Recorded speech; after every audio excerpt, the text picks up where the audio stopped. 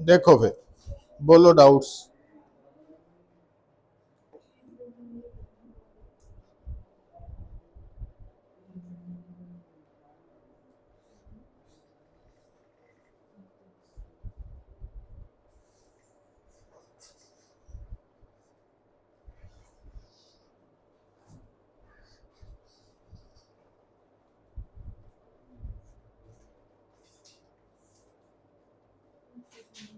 हम्म।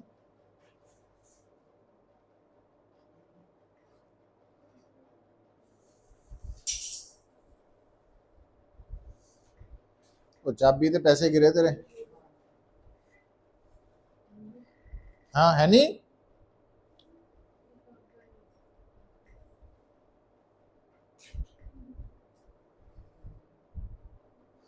बोलो।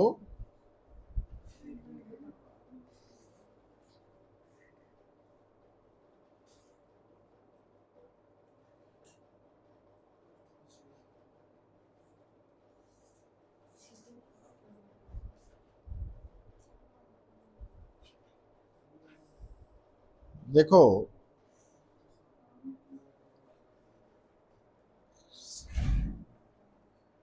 आ जाओ आ जाओ बेटा, ध्यान।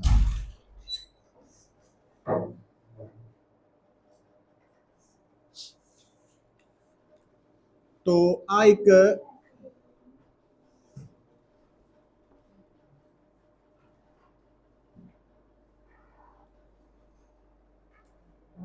फोटो सेंसिटिव मटीरियल है जिसका वर्क फंक्शन है 5। इस मटीरियल के ऊपर जदों रेडिएशन ऑफ फ्रीक्वेंसी ν1 इंसीडेंट हुई तो जो इलेक्ट्रॉन बाहर निकले उसकी के मैक्सिमम और जदों रेडिएशन ऑफ फ्रीक्वेंसी ν2 इंसीडेंट हुई तो जो इलेक्ट्रॉन बाहर निकले उसकी के मैक्सिमम च फर्क है।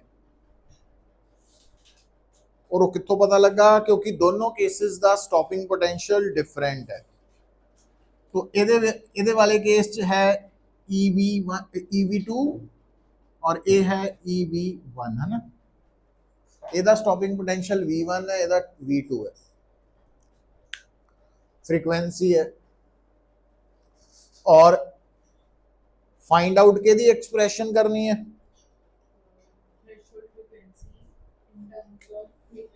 थ्रैशोल्ड फ्रीक्वेंसी ਲਈ आ दे। ਹੁਣ ਤੁਸੀਂ ਕੀ करना बेटा, आइंस्टाइन्स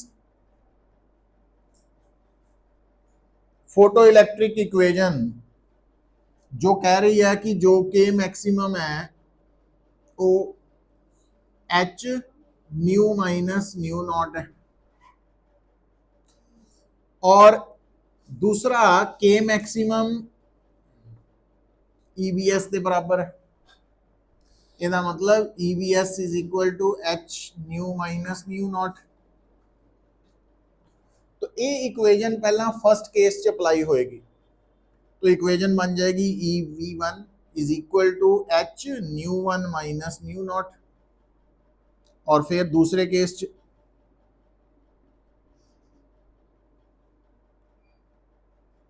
बस खत्म हो गया। हुण की करिए, दोनों ऐड कर सकते हैं। जो ऐड करांगे h nu one minus h nu nought plus h nu two minus h nu not, तो h nu one plus nu two minus h two h nu nought. बस खत्म हो गया काम। 2h nu nought is equal to, तो आ इस तरफ आ गया,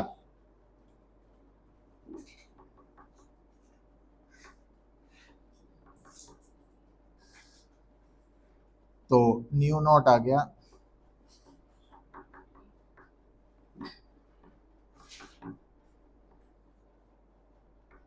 ਵਿੱਚ। ठीक है,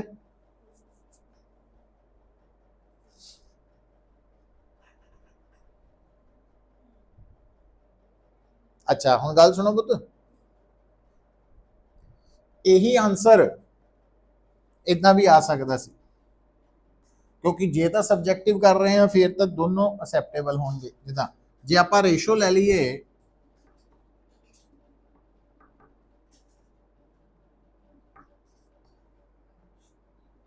तो v1 nu two minus v1 nu nought is equal to v2 nu one minus v2 nu not.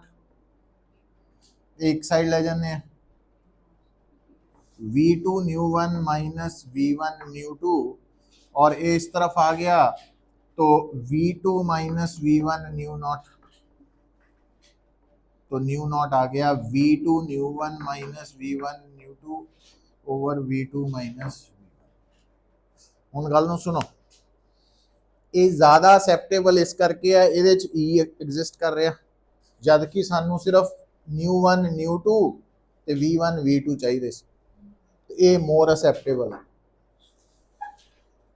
है ना। देखे पिछले लेक्चर्स सारे नहीं देखे, कोई भी नहीं देखा,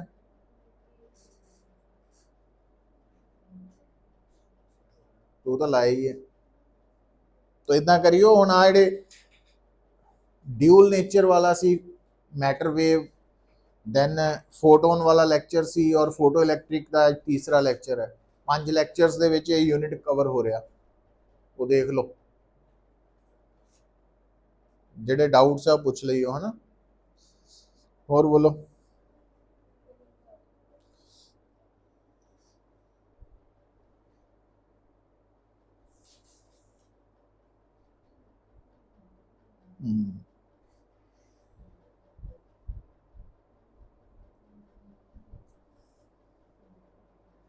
देखो सेम क्वेश्चन ही है वो तो,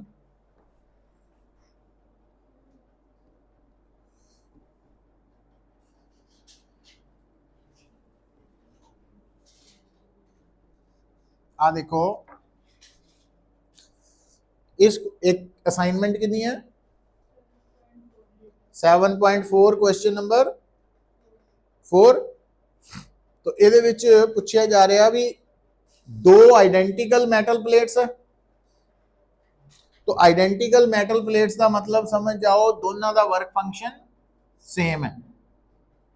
तो पहली वाली दे केस च के मैक्सिमम कितनी है K1 KA, वो होएगी h c 1 over lambda A minus 1 over lambda naught. दूसरी वाली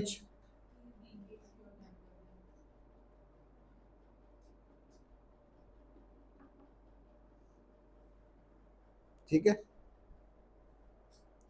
हुण आपां रिलेट किहनूं करना, के ए और के बी नूं रिलेट करना,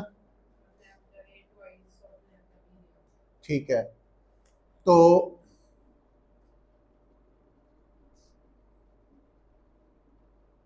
गिवन है, ਇਹਦਾ मतलब K B is equal to h c 1 over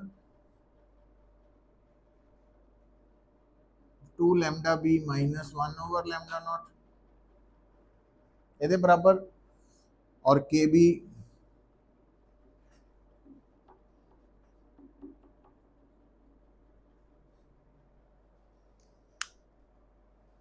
हुण इसनूं एलिमिनेट करना,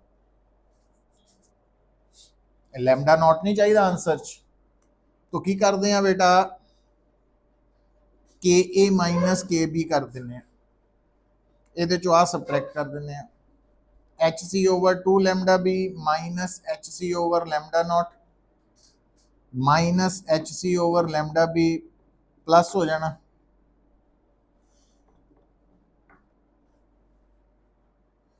तो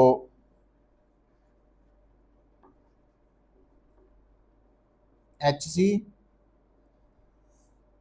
तो लैम्डा बी कॉमन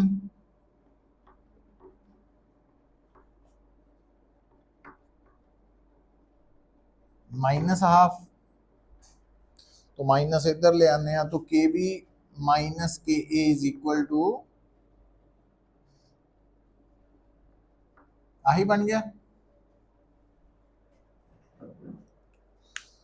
पर उन्हें आंसर कादे च निकालिया वा, रेशो च।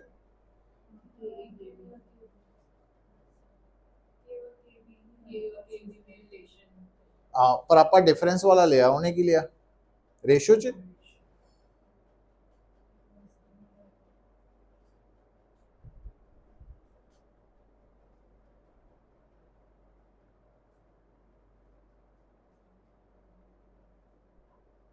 रेशो कितना आएगी फिर, ਉਹਦੇ ਚ ਤਾਂ ਫਿਰ ਇਦਾਂ ਵੀ ਕਰਨਾ ਪੈ ਸਕਦਾ ਆਪਾਂ ਨੂੰ। ਆ ਦੇਖੋ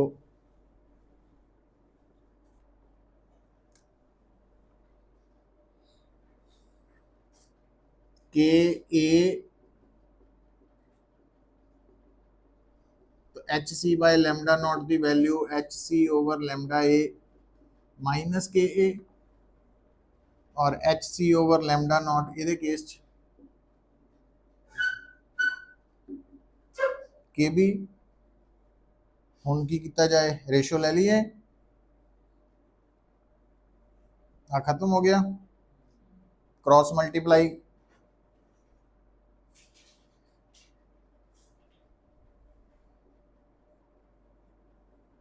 ये तो रेशो तो बनती नहीं पई।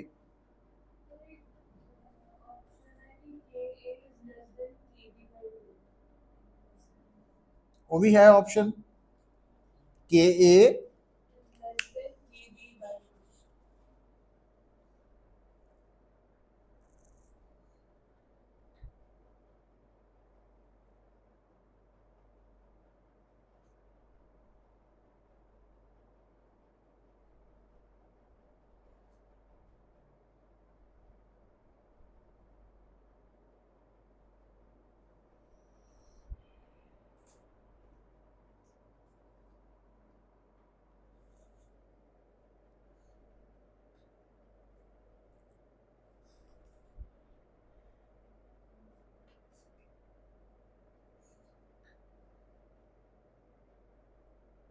दिखाओ था।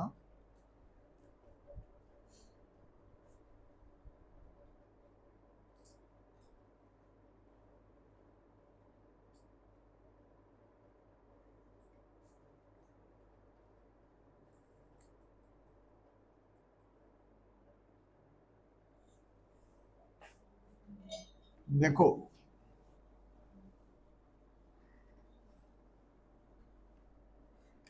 ਇਹਦੇ ਨਾਲ ਕਰਦੇ ਹਾਂ ਆਪਾਂ k maximum is equal to e minus 5, तो के ए आ गया ई ए माइनस 5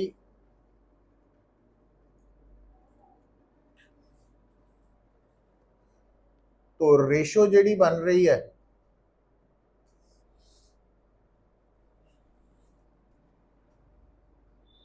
एक मिनट,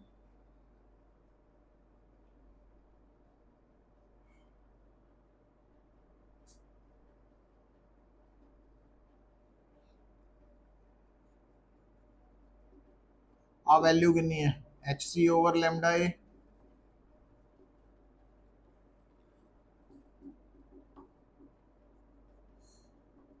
लैम्डा ए गिवन है,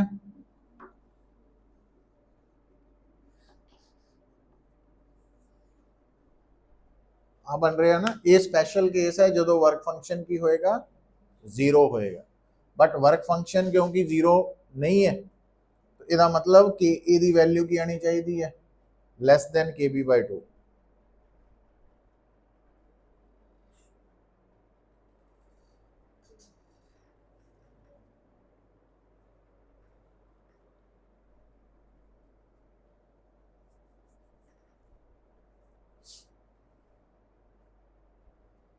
आही बन गया ना, आ की है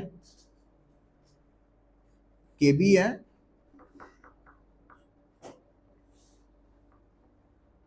यही बन रहे है।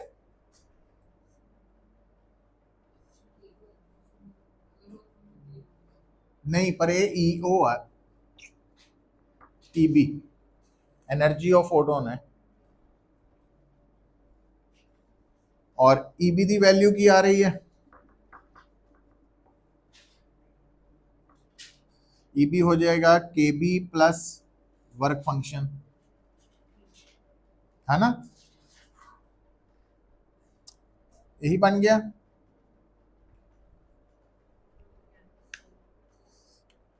नहीं अनाल 2 भी है ना वो तो अब बन गया K B by 2 is equal to K plus 5। तो के बी दी वैल्यू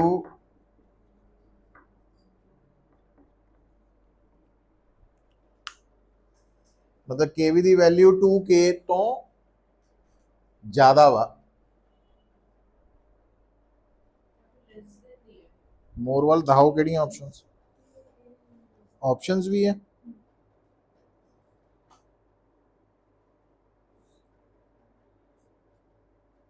आओ फिर उल्ट हो गया ना,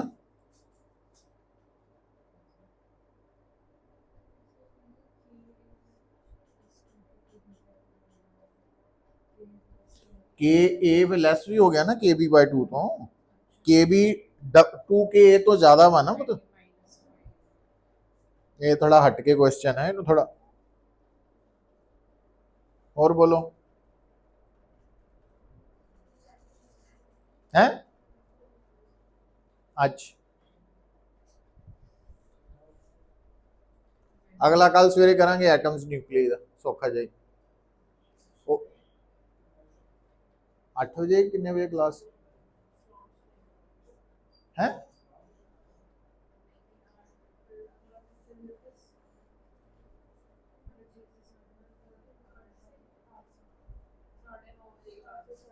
अच्छा तो दोपहर ਨੂੰ कितने बजे होंगी ट्यूशन कितने बजे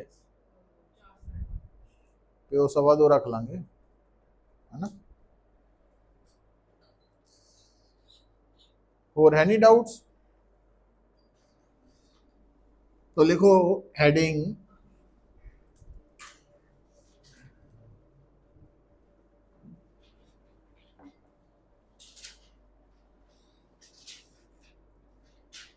failure of wave theory of light।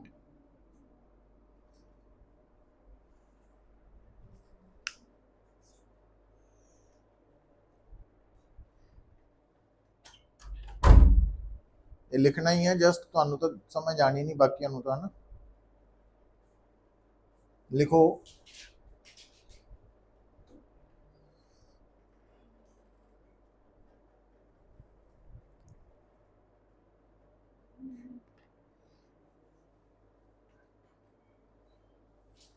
according to wave theory of light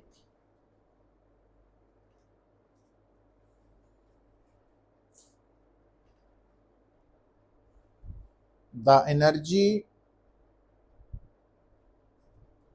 carried by radiation is directly proportional to its intensity or square of its amplitude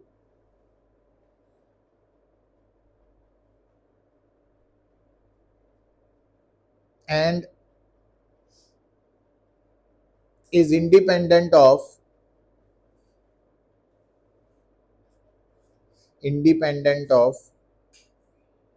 its frequency।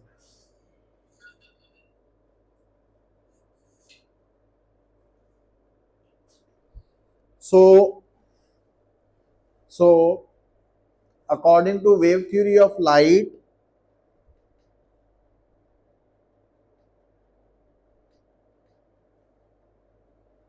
a radiation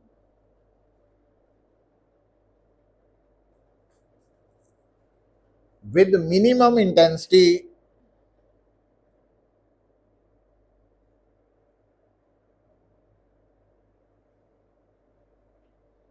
must be, एक की लिखा, radiation with certain minimum intensity must be capable of ejection of photoelectrons.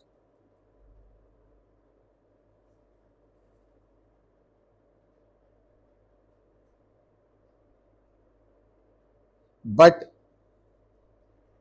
practically in photoelectric effect,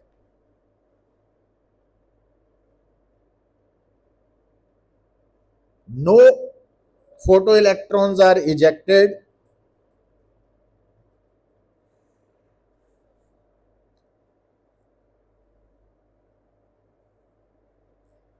if frequency of incident radiation is less than threshold frequency. Frequency of incident radiation is less than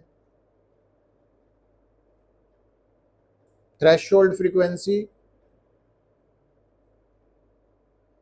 however large its intensity may be.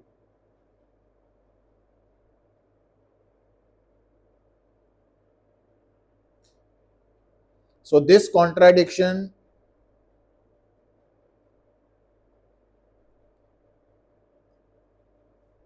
can't be explained on the basis of wave theory of light.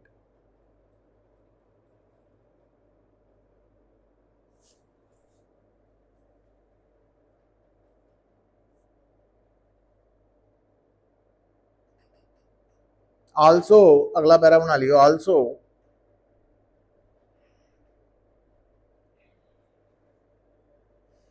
practically it is observed that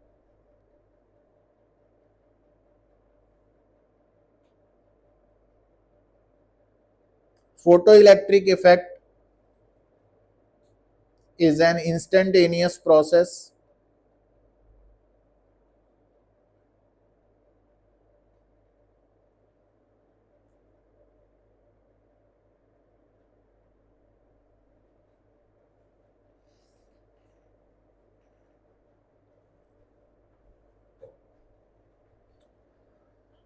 But this point could not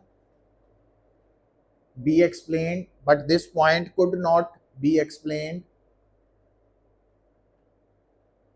on the basis of wave theory of light.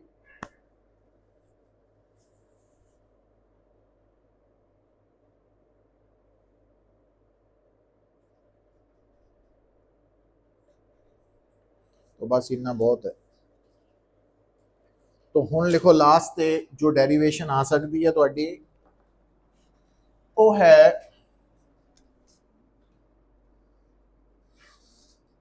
Einstein's photoelectric equation.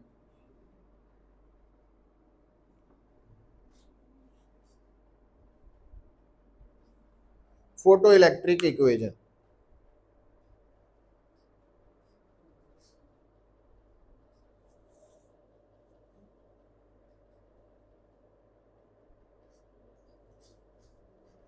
देखो, Einstein assumed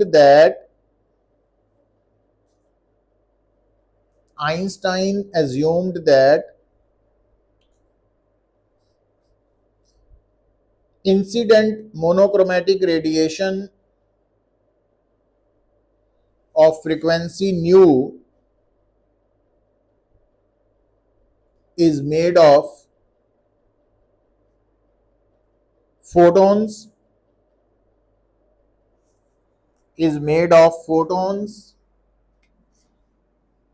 and energy of each photon is h nu.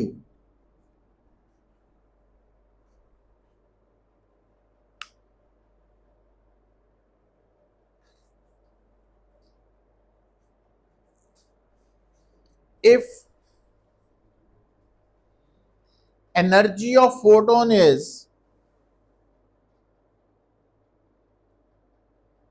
greater than work function of substance, then energy of photon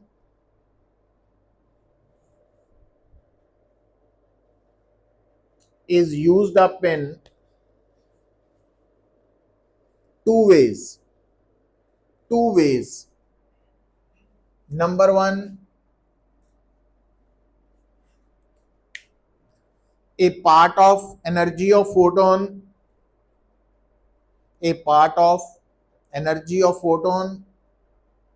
is utilized to bring the electron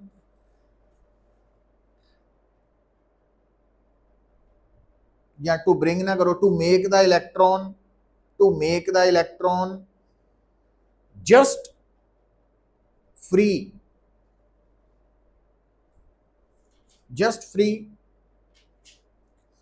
and for this purpose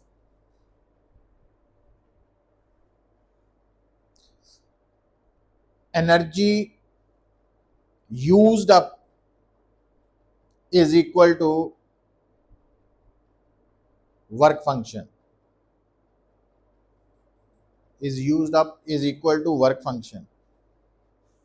and rest of the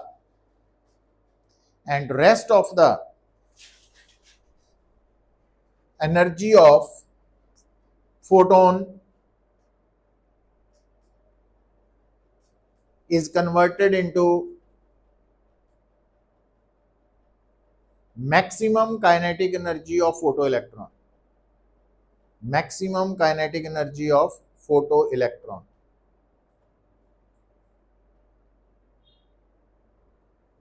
That is K maximum. ਇਹਦਾ ਮਤਲਬ ਜਿਹੜੀ photon ਦੀ energy ਹੈ ਉਹ phi plus K maximum ਦੇ ਬਰਾਬਰ ਹੋਏਗੀ ਨਾ, ਇੱਕ ਪਾर्ट वर्क फंक्शन वाला, दूसरा K, और h nu is equal to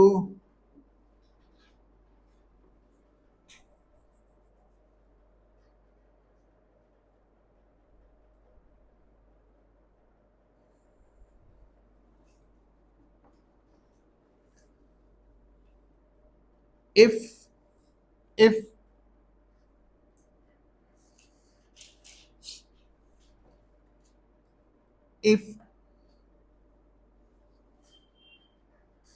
frequency of incident radiation है nu naught, मतलब अगर ਜਿਹੜੀ रेडिएशन यूज कर रहे हैं ਉਹਦੀ frequency nu naught है, threshold, then K maximum will be 0.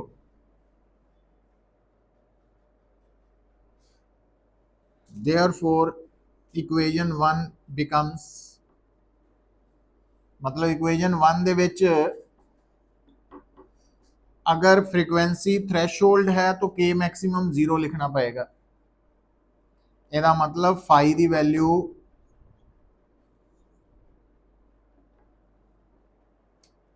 h nu naught आ गई। तो हुण phi ਦੀ वैल्यू पता लग गई in terms of threshold frequency. Substituting equation 2 in 1, phi ਨੂੰ ਇੱਥੇ ਪੁੱਟ ਕਰ ਦਿਓ, तो आ बन गया ਤੁਹਾਡੇ ਕੋਲ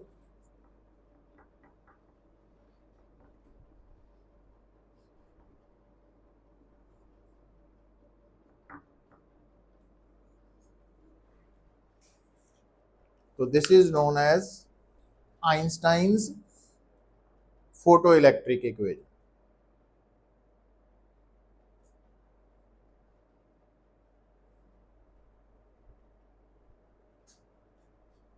ठीक है, तो आइंस्टाइन्स फोटोइलैक्ट्रिक, और इसनू असी वेवलेंथ दी टर्म च भी लिख सकते हैं, क्योंकि फ्रीक्वेंसी हुंदी है सी बाय लैम्डा, तो ਇਹਦਾ मतलब थ्रैशोल्ड फ्रीक्वेंसी हो गई सी by lambda nought threshold, therefore के मैक्सिमम ਨੂੰ ਆਪਾਂ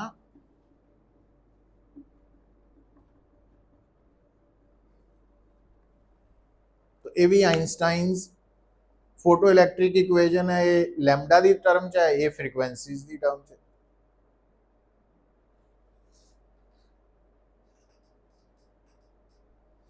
ठीक है,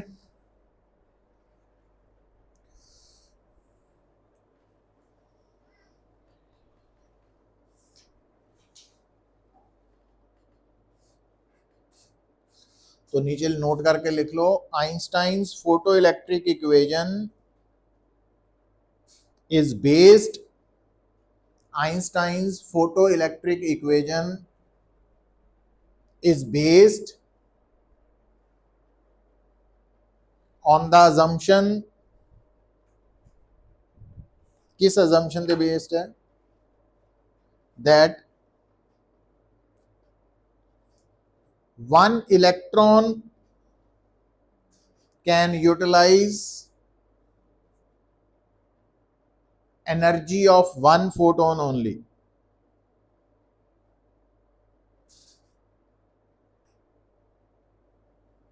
एक फोटोन एक इलैक्ट्रॉन है ना, तो ये ध्यान च रखना। हुण जदों ये गल आ गई, हुण हैडिंग लिखो एक्सप्लेनेशन, हैडिंग लिख लेना explanation of laws of photo electric emission, explanation of laws of photoelectric emission on the basis of Einstein's photoelectric equation।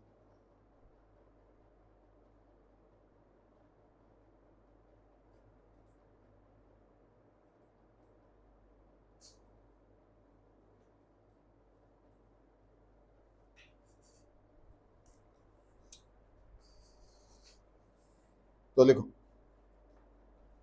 First point,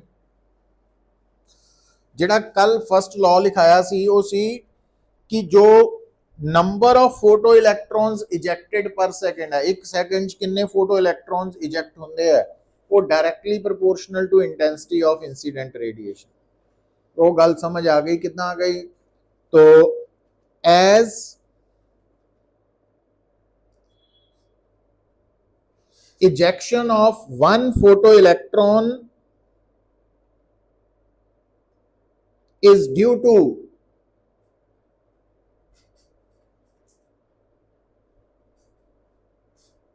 the absorption of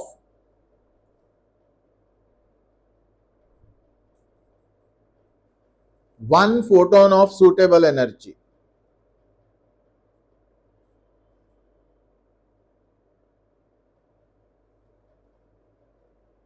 तो एक इलेक्ट्रॉन दे लई एक फोटोन की एनर्जी कम आनी है, सो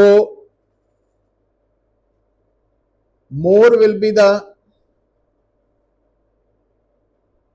number of photons incident per second,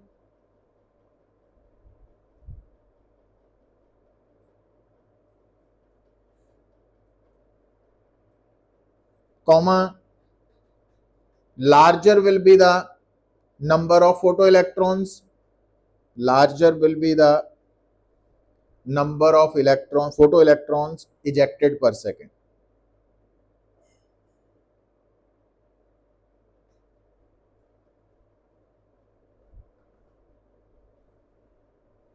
as number of photons incident per second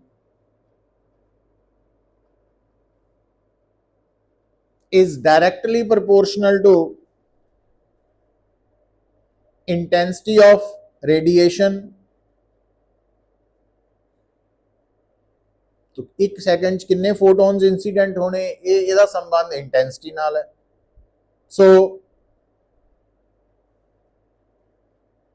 so number of photoelectrons ejected per second.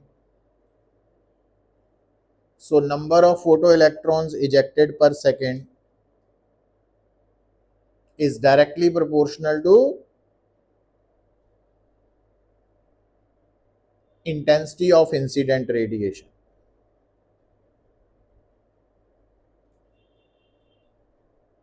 है ना? Is directly proportional to intensity of incident radiation.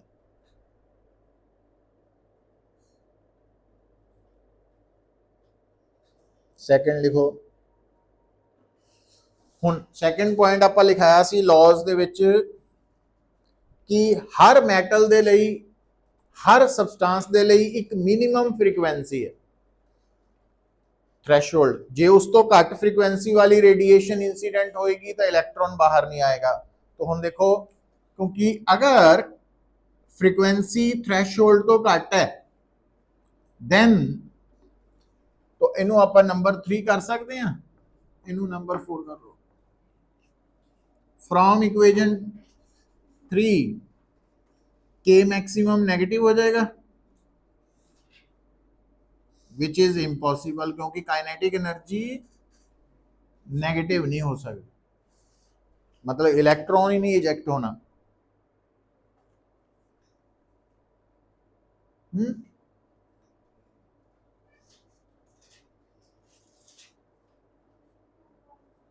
है की बोल रहे हो पुत्र पिछला आर्टिकल किया सी ना ਉਹਦੇ ਚ नंबर 3 कर लेना ਉਹਦੇ बिहाफ ਤੇ ਤਾਂ ਅਸੀਂ एक्सप्लेन कर रहे हैं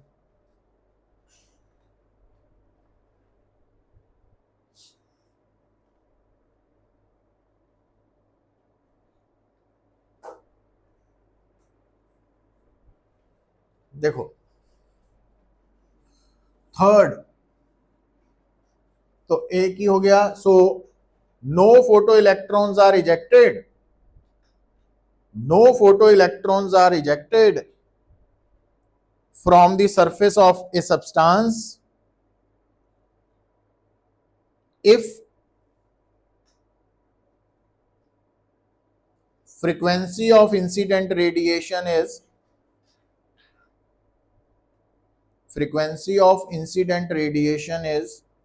less than थ्रेशोल्ड फ्रीक्वेंसी है ना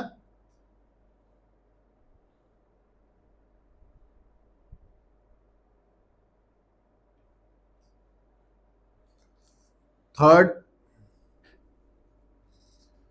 फ्रॉम इक्वेशन 3 नोट करो कि जेड़ा इलेक्ट्रॉन बाहर आएगा वो के maximum directly proportional to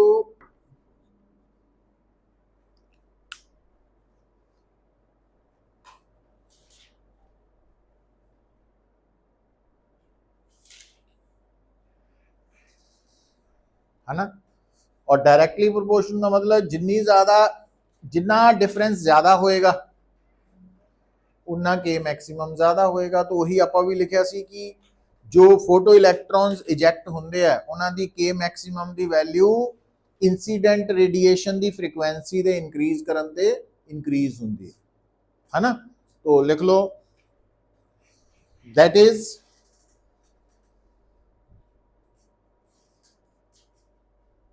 maximum kinetic energy of photoelectrons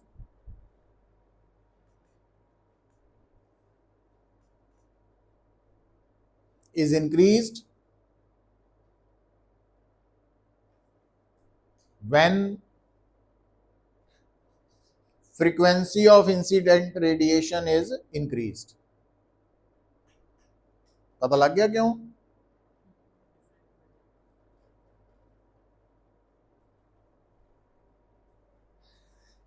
और फोर्थ पॉइंट है वो याद ही रखना फोर्थ लॉ लिखा सी कि photo electric effect instantaneous process है वो क्यों लिख लो photo electric effect is an instantaneous process because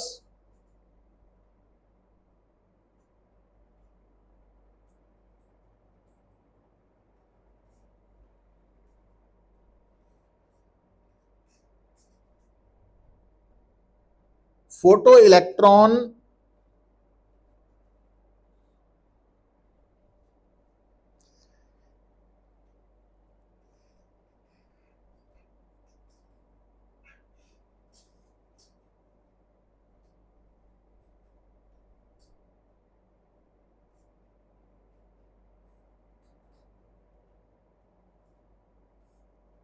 की लिखे आप photoelectric effect is an instantaneous process because photo oh cut the photoelectron because sufficient energy required for the ejection of electron is provided in the form of packet of energy.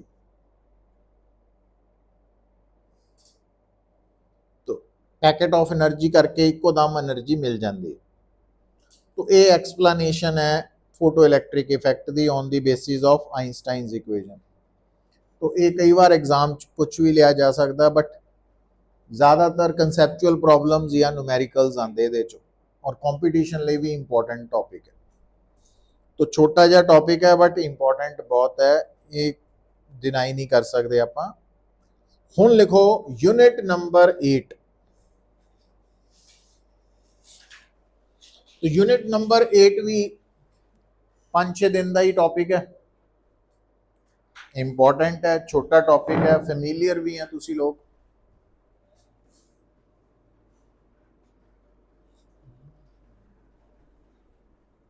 देखो unit 8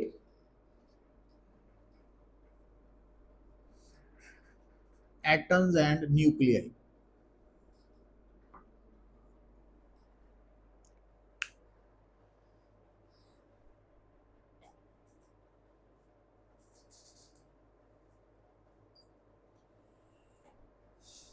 हुन जो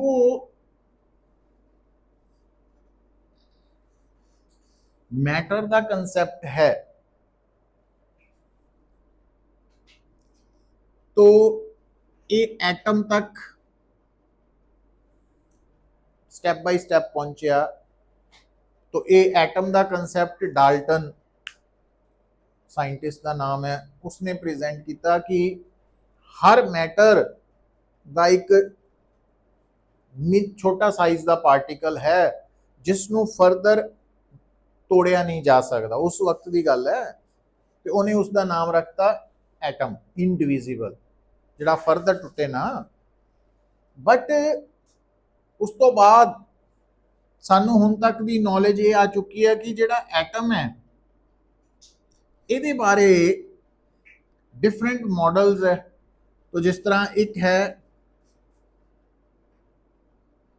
Thompson model, है ना, watermelon model जिन्होंने कह देने आप। तो थॉमसन मॉडल के अकॉर्डिंगली एटम किस तरह का, लाइक वाटरमेलन तरबूज की तरह वा, और जो तरबूज के सीड्स है वो इलैक्ट्रॉन्स है, तो जो खाण वाला मटीरियल है वो पॉजिटिव चार्ज है, क्योंकि एटम इलैक्ट्रिकली न्यूट्रल है ना।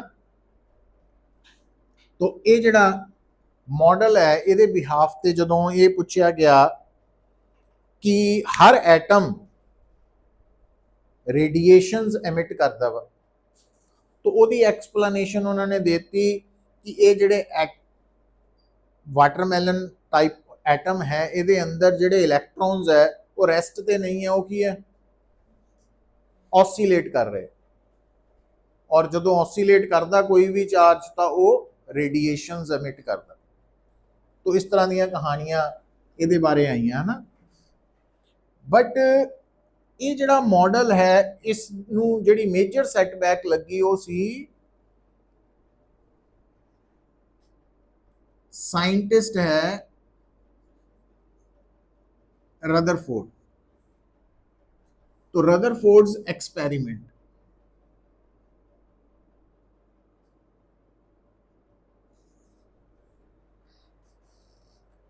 ਹੁਣ ਇਹ ਜਿਹੜਾ ਐਕਸਪੈਰੀਮੈਂਟ ਹੈ ਇਹਦੇ ਰਿਜ਼ਲਟਸ ਨੇ ਐਟਮ ਬਾਰੇ ਜੋ ਆਈਡੀਆ ਸੀ, ਵਿਊ ਸੀ, ਉਹ ਸਾਰਾ ਉਲਟਾ ਕੇ ਰੱਖਤਾ।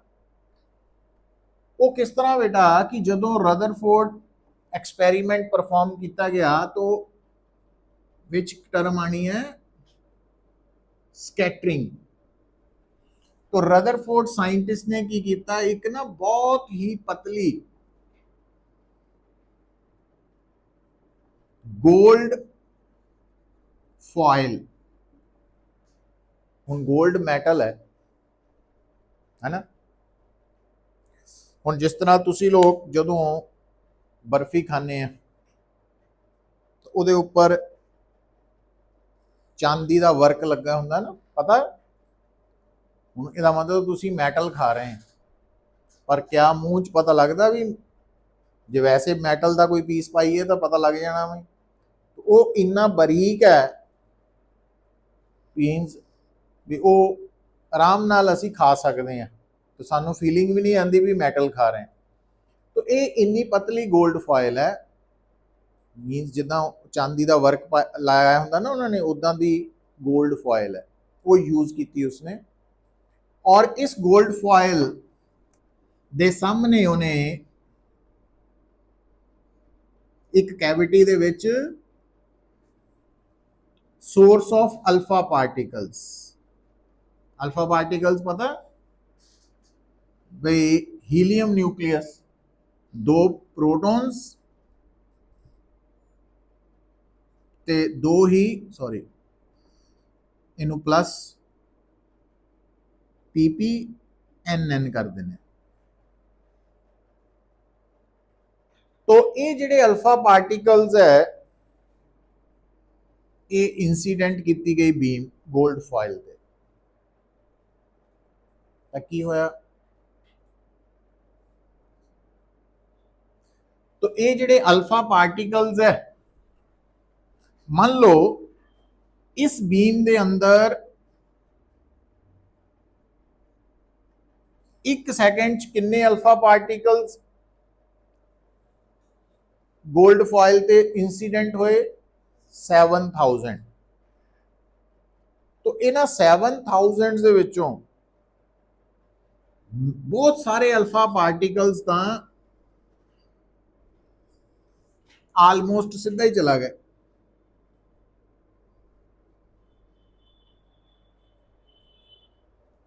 सीधे ही चला गया, निकल गए।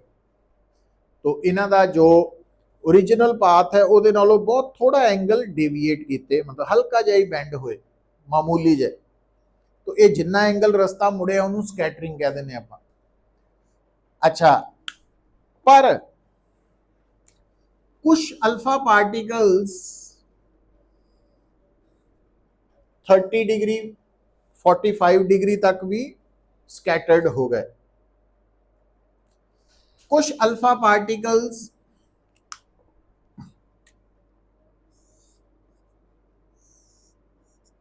80-70 डिग्री तक भी स्कैटर्ड हो गए, बहुत घट नंबर सी। कुछ अल्फा पार्टिकल्स 90 डिग्री ते भी स्कैटर्ड हो गए। कुछ अल्फा पार्टिकल्स 90 तो ज्यादा एंगल ते भी हो गए। पर इन्हां विच एक अल्फा पार्टिकल इदां दा भी सी जिहड़ा 180 डिग्री ते वापस आ गया, 180 डिग्री ते वापस। तो सब तो सरप्राइजिंग रिजल्ट आ वाला सी भी अल्फा पार्टिकल वापस आ गया, है ना। हुण एक्चुअली सरप्राइजिंग क्यों है पुत्र, देखो मान लो थोड़े कोल रियलिटी च आपां कहिए एक मैटल दी मैटल दी बहुत पतली शीट होए, बहुत ही बरीक जी, तो अगर वो शीट पतली बहुत पतली है तो ਉਹਦੇ ਤੇ ਜੇ बुलेट्स फायर ਕੀਤੀਆਂ ਜਾਣ ਤਾਂ क्या वो वापस आ सकती है? वो तो ਉਹਨੂੰ ਪੀਅਰਸ करके चीर के निकल जाएगी अगे ਨੂੰ, है ना।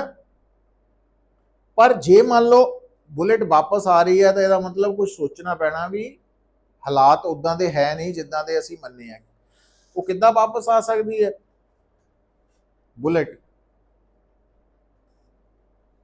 बई वो जी मैटल की पतली जी शीट है, उस शीट न इकट्ठा करके एक छोटा जहा सफीयर बना लिया जाए कुट कुट के, तो वो हाई डेंसिटी हो गई वो, तो जी बुलेट वो बिल्कुल रस्ते आ गई वो वापस आ सकती है।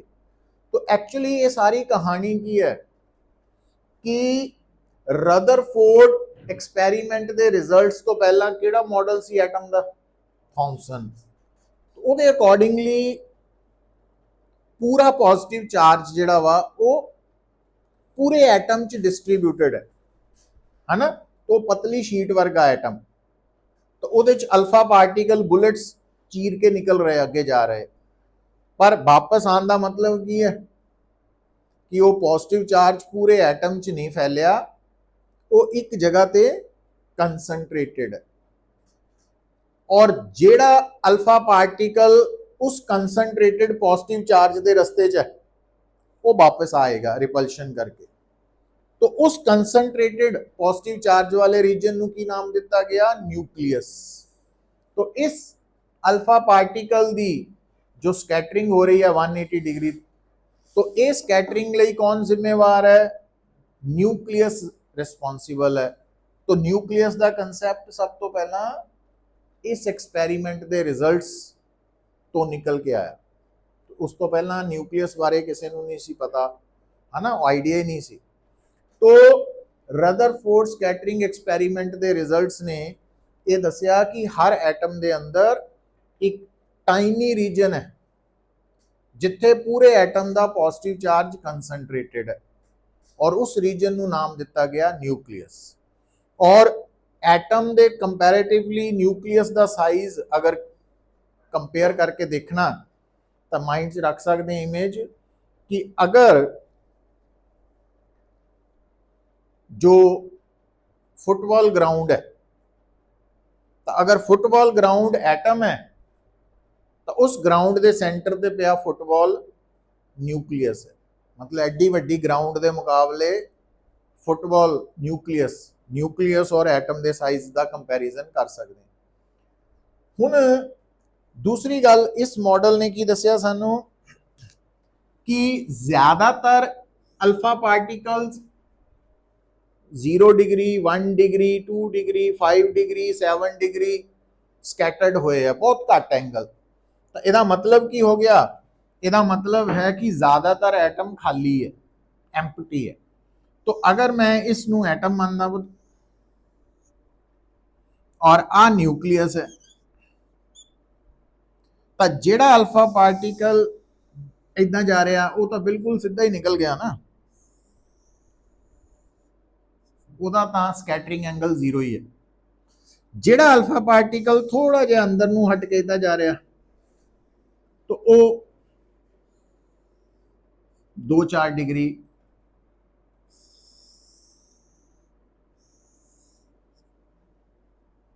ਜਿਹੜਾ अल्फा पार्टिकल होर थोड़ा ਜਿਹਾ नज़दीक होके जा रहा वो 30 डिग्री हो गया, है ना। ਜਿਹੜਾ अल्फा पार्टिकल होर नज़दीक जा रहा वो 90 डिग्री तक चला गया। ਜਿਹੜਾ अल्फा पार्टिकल होर थोड़ा जिहा नज़दीक हो रहा वो मोर देन 90 डिग्री हो गया। पर ਜਿਹੜਾ अल्फा पार्टिकल बिल्कुल वो वापस आ गया। तो ये रदरफोर्ड का कंसैप्ट है, तो इन्हों नोट कर लो। रदरफोर्ड स्कैटरिंग एक्सपेरिमेंट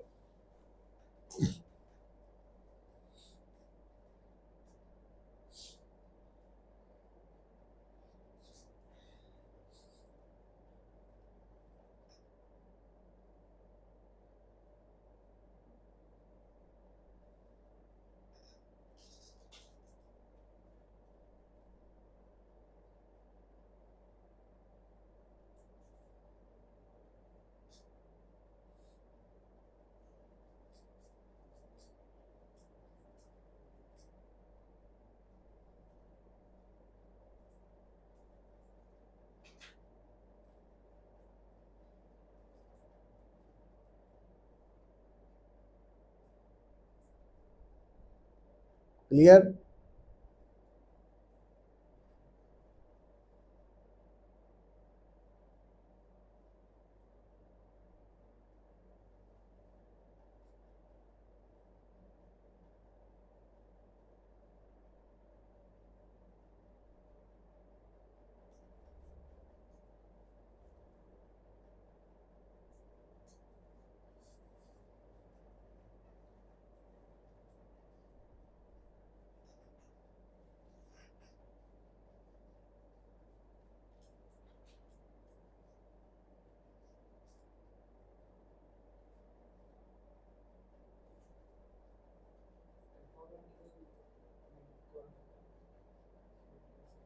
है radio active substance.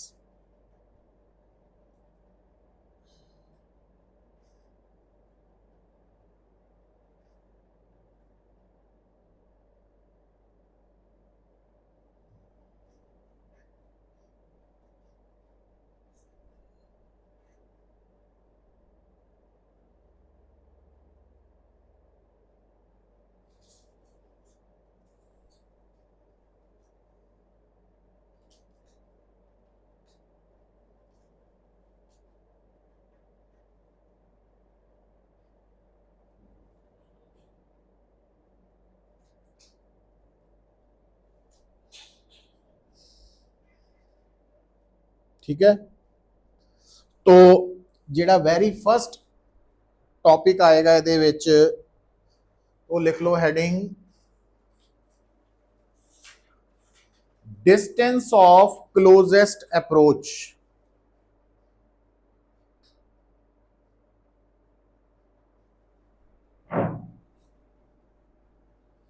distance of closest approach।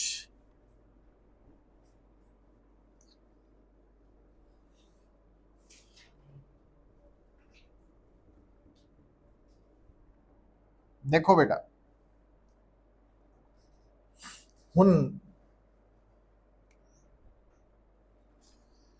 सब तो पहला एक पॉइंट नोट कर लो,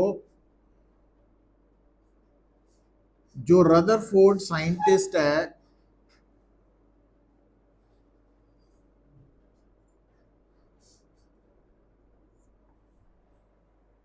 पहला तो रदरफोर्ड ने एक मॉडल प्रेजेंट किया एटम बारे कि एटम किस चीज का बनया होया, न्यूक्लियस ते इलैक्ट्रॉन का। जिहड़ा सिंपलेस्ट मॉडल ऑफ एटम है वो सिंगल इलैक्ट्रॉन एटम वाला। ठीक है, तो रदरफोर्ड ने कहा कि सब तो आसान एटम केड़ा कह सकते हैं, हाइड्रोजन। तो हाइड्रोजन च एक इलैक्ट्रॉन है, एक न्यूक्लियस है। तो आ जो न्यूक्लियस है ये आले दुआले इलैक्ट्रॉन चक्कर लगा रहा, प्लैनेटरी मॉडल वाला कंसेप्ट। तो रदरफोर्ड ने न्यूक्लियस को इंट्रोड्यूस करता और उन्होंने कहा भी जिहड़ा थॉमसन मॉडल है वो गलत प्रूव हो गया, क्योंकि न्यूक्लियस दी प्रेजेंस करके ही 180 डिग्री स्कैटरिंग हो रही सी। तो जिहड़ा इलैक्ट्रॉन है वो जदों न्यूक्लियस के आले दुआले घूम रहा तो नवी गल नवी थ्योरी प्रेजेंट हुई सर्कुलर ऑर्बिट। बट एदी फेल्यूर किदां हुई कैमिस्ट्री च भी दसदे हैं। देखो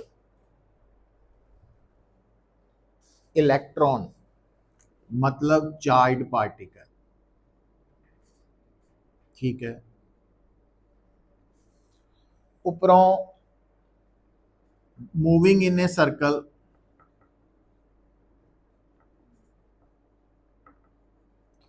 और याद रखो जेड़ी भी चीज जेड़ा भी पार्टिकल सर्कल च मूव करता वो एक्सेलरेटेड, वो एक्सेलरेट हो रहा होंगे। ਇਹਦਾ मतलब एक चार्ज पार्टिकल इस मॉडल के अकॉर्डिंगली इलैक्ट्रॉन की है, चार्ज पार्टिकल उपरों एक्सेलरेट हो रहा, मतलब इस मॉडल के अकॉर्डिंगली इलैक्ट्रॉन की है an accelerated charged particle है। क्योंकि आप टॉपिक स्किप करके जंप करके पहुंचे हैं, तो एक गल याद रखनी है, तुसी जदों भी कोई चार्ज पार्टिकल एक्सेलरेट करेगा है ना, तो वो एनर्जी एमिट करेगा in the form of radiations. Radiations का मतलब इलैक्ट्रोमैग्नेटिक वेव्स। तो ये कंसैप्ट आप स्किप किया ना, एक पॉइंट है कि रेडिएशंस दे पैदा होने का कारण की है, एक्सेलरेटेड चार्ज पार्टिकल। ਇਹਦਾ मतलब ਜਦੋਂ रदरफोर्ड ने मॉडल प्रेजेंट किया कि मेरे मॉडल के अकॉर्डिंगली इलैक्ट्रॉन न्यूक्लियस के आले दुआले घूम रहा वा है ना, तो ਉਹਦੀ ਜਦੋਂ क्वेश्चनिंग हुई लेटर ऑन भी अगर तेरा इलैक्ट्रॉन सर्कल च घूम रहा न्यूक्लियस के अराउंड, तो वो एक्सेलरेटेड चार्ज पार्टिकल है। तो एक्सेलरेटेड चार्ज पार्टिकल का मतलब है एनर्जी एमिट हो रही है, और जदों कोई भी पार्टिकल एनर्जी एमिट कर रहा तो उसकी अपनी एनर्जी डिक्रीज करेगी। तो जे एनर्जी डिक्रीज करेगी तो यदा मतलब इलैक्ट्रॉन के सर्कल का ऑर्बिट लगातार छोटा होंदा जाना, और अल्टीमेटली उन्होंने कित्थे गिर जाना चाहिए, न्यूक्लियस च। पर इदा तो होंदा नहीं। तो यदा आंसर रदरफोर्ड कोल नहीं सी, वो नहीं दस पाया। पर उदी जगह ते बोहर ने ਇਹਦਾ आंसर दिता। वो कहता भी एक्चुअली असी जदों ये कहने हैं कि एटम के अंदर इलैक्ट्रॉन सर्कुलर ऑर्बिट च घूम रहा, तो रदरफोर्ड के अकॉर्डिंगली सी कि वो किसी भी साइज दे सर्कुलर ऑर्बिट च घूम सकता हो। पर बोहर ने कहा ना, इतना बिल्कुल नहीं है। Electron no doubt circular orbit च रिवॉल्व कर रहा, बट वो पर्टिकुलर डेफिनेट साइज का ऑर्बिट है, उन्होंने नाम दिता स्टेशनरी ऑर्बिट। और उस ऑर्बिट की उन्हें खासियत लिखती भी, इस ऑर्बिट की खूबी यह है कि ये घूमते हुए पार्टिकल की एनर्जी रेडिएट नहीं होंगी। क्यों नहीं होंगी, वो जवाब नहीं उन्हें दिता, बस कहता भी नहीं होंगी, बस कहता। और उस तो बाद ये एक्सप्लेन होया on the basis of matter wave भी स्टेशनरी ऑर्बिट्स इलैक्ट्रॉन की एनर्जी क्यों नहीं एमिट होंगी, रेडिएट होंगी। तो आप लेटर ऑन 2-4 लैक्चर्स तो बाद डिस्कस करांगे। तो बोहर मॉडल और रदरफोर्ड मॉडल च डिफरेंस की है। बोहर मॉडल के अकॉर्डिंगली भी न्यूक्लियस है, रदरफोर्ड च भी न्यूक्लियस है। बोहर मॉडल के अकॉर्डिंगली भी इलैक्ट्रॉन सर्कुलर ऑर्बिट घूम रहा उत्थे भी, बट रदरफोर्ड के मॉडल के अकॉर्डिंगली सर्कुलर ऑर्बिट का रेडियस कोई भी हो सकता है। बट बोहर ने उस एक कंडीशन फिट करती कि सिर्फ उसे सर्कुलर ऑर्बिट ही इलैक्ट्रॉन रिवॉल्व कर सकता जिस ऑर्बिट घूमते वक्त उस इलैक्ट्रॉन की एंगुलर मोमेंटम की वैल्यू फिक्सड होएगी, कितनी NH/2π है ना, केमिस्ट्री पढ़िया हुआ। तो उन्होंने ऑर्बिट्स का नाम रखा जाता स्टेशनरी ऑर्बिट्स। और उतों फिर first orbit, second orbit, n principal quantum number, quantum mechanics का ओरिजिन होंदा। तो ये पॉइंट आएगा। तो हुण ये जिहड़ा रदरफोर्ड मॉडल तो असीं नहीं पढ़ना, पर जिहड़ा तुहानूं मैं हैडिंग लिखाया वा, की लिखाया, डिस्टेंस ऑफ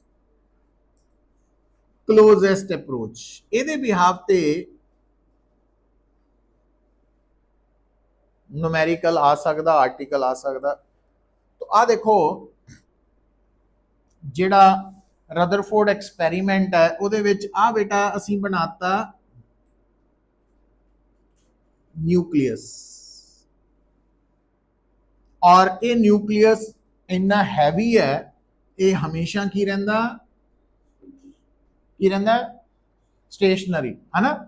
तो बहुत भारा वा, और ਇਹਦੇ ਕੋਲ ਚਾਰਜ ਕਿੰਨਾ ਹੋਏਗਾ Q2 और Q2 ਦੀ ਵੈਲਿਊ प्लस ZD ਹੋਏਗੀ Z ਇਹਦਾ ਕੀ ਹੈ एटॉमिक नंबर है ना ये केमिस्ट्री च पढ़ी हुई गल हुण ਇਹਦੇ ਉੱਪਰ एक चार्ज पार्टिकल Q1 काफी दूर लार्ज सैपरेशन ते है वो इंसीडेंट होया और उसकी काइनेटिक एनर्जी है कि अगर ये चार्ज पार्टिकल अल्फा है तो आप Q1 की जगह फॉर अल्फा पार्टिकल Q1 हो जाएगा +2e जे प्रोटॉन है तो Q1 हो जाएगा +e जे ड्यूट्रॉन है तो +e रह जाएगा है ना तो अब मैं जनरल दस रहा तो ये लार्ज डिस्टेंस से ਇਹਦਾ मतलब ਹੁਣ इस केस ਦੇ ਵਿੱਚ Q1 इंसीडेंट पार्टिकल का चार्ज है और Q2 टारगेट है न्यूक्लियस दोनों ने मिलके की बना लिया आइसोलेटेड सिस्टम बाहरों कोई होर फोर्स नहीं लग रही जेडी फोर्स लग रही है वो केड़ी फोर्स है चार्ज करके इलेक्ट्रिक फोर्स कंजरवेटिव फोर्स जिथे सिस्टम होए आइसोलेटेड ते इंटरनल फोर्स केड़ी होए कंजरवेटिव उत्थे मैकेनिकल एनर्जी की रहिंदी है कंजर्व कांस्टेंट ਇਹਦਾ मतलब जदों आ इनिशियल सिचुएशन है तो इनिशियल सिचुएशन च जो मैकेनिकल एनर्जी है वो किहदे बराबर होएगी initial kinetic energy plus initial potential energy initial kinetic energy तो के है क्योंकि ये तो रेस्ट ते ही है और पोटेंशियल एनर्जी जीरो हो जानी वो क्यों क्योंकि चार्ज दे लई पोटेंशियल एनर्जी कड्ढण दा फार्मूला है Q1 Q2 over 4 pi epsilon naught R और R की है वेरी लार्ज इनफाइनाइट तो U जीरो है शुरू च अच्छा हुण जिद्दां जिद्दां ये चार्ज पार्टिकल अगे नूं आ रहा क्योंकि ये इनू रिपेल कर रहा तो ये स्लो हो रहा स्लो हुंदा हुंदा हुंदा हुंदा हुंदा मान लो इत्थे आके फाइनली एट रेस्ट आ गया और ये रेस्ट परमानेंट नहीं है फॉर ए मूवमेंट है जितना ही ये रुकया तो ਇਹਦਾ मतलब आ डिस्टेंस की हो गया मिनिमम सेपरेशन हो गई हुण इस केस च आ भी रुक गया तो kinetic final plus final zero रुक गया ये तो है ही रुकया होया हैवी बहुत है इन्हें तो हिलना ही नहीं और फाइनल पोटेंशियल एनर्जी कितनी हो गई R और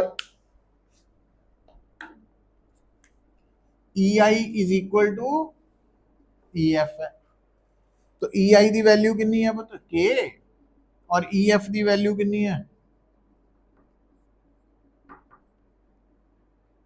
तो R नॉट आ गया Q1 Q2 ओवर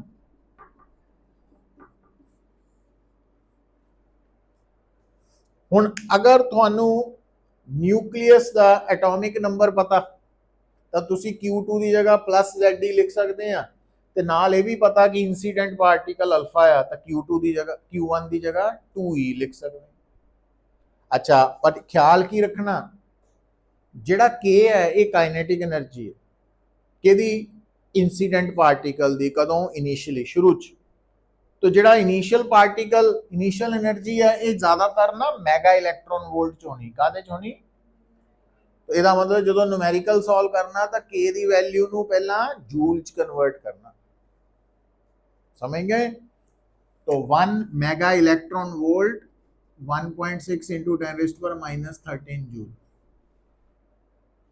क्योंकि मेगा मीन्स 10⁻6 तो ये ध्यान च तां रखनी गल है ना इंपॉर्टेंट आर्टिकल है तो नोट कर लो